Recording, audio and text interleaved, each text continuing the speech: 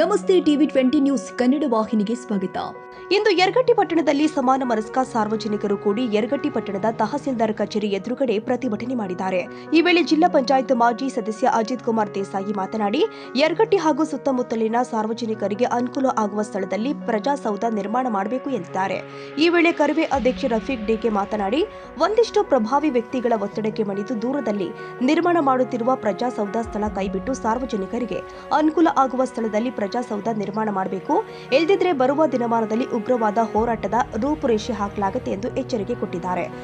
ಯರಗಟ್ಟಿಯ ನೂತನ ತಾಲೂಕಿನ ಆಡಳಿತ ಕಚೇರಿ ಪ್ರಜಾಸೌಧದ ಕಟ್ಟಡದ ನಿರ್ಮಾಣ ಮಾಡುತ್ತಿರುವ ಅತ್ಯಂತ ಸಂತಸದ ವಿಚಾರ.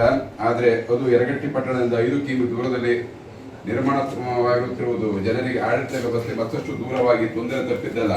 ಸುತ್ತಲಿನ ಗ್ರಾಮಗಳಿಂದ ಜನರು ಪಟ್ಟಣಕ್ಕೆ ಬಂದು ಮತ್ತೆ ಬೇರೆ ವಾಹನದ ಮೂಲಕ ಅಲ್ಲಿಗೆ ತಲುಪುವುದು ಎಂದರೆ ಬಹಳಷ್ಟು ತೊಂದರೆದಾಯಕ. ಆದ್ದರಿಂದ ಯರಗಟ್ಟಿ ಪಟ್ಟಣದಲ್ಲಿ ಕಚೇರಿ ಆರಂಭವಾದರೆ ಸಾರ್ವಜನಿಕರಿಗೆ ಬಹಳಷ್ಟು ಉಪಯುಕ್ತ ಮತ್ತು ಸಲೀಸಾಗಿ ಜನರಿಗೆ ಆಡಳಿತ ವ್ಯವಸ್ಥೆ ಸಿಗಲು ಸಾಧ್ಯವಾಗುತ್ತದೆ. ಇಲ್ಲವಾದಲ್ಲಿ ತಾಲೂಕು ಕೇಂದ್ರ ಸಹ ಇಲ್ಲಿನ ಜನರ ಅಲೆದಾಟ ತಪ್ಪುವುದಿಲ್ಲ. ಹಾಗಾಗಿ ಯರಗಟ್ಟಿಯ ಒಂದು ಪಟ್ಟಣದ ಸಮೀಪವೇ.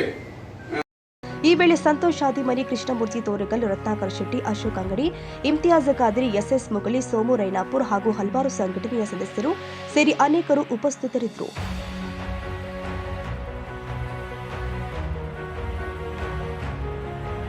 ಕನ್ನಡಿಗರ ಮೆಚ್ಚಿನ ನಿಮ್ಮ ಟಿವಿ 20 ಕನ್ನಡ ವಾಹಿನಿ ಇದೀಗ ಟಿವಿಯಲ್ಲಿ ಲಭ್ಯ.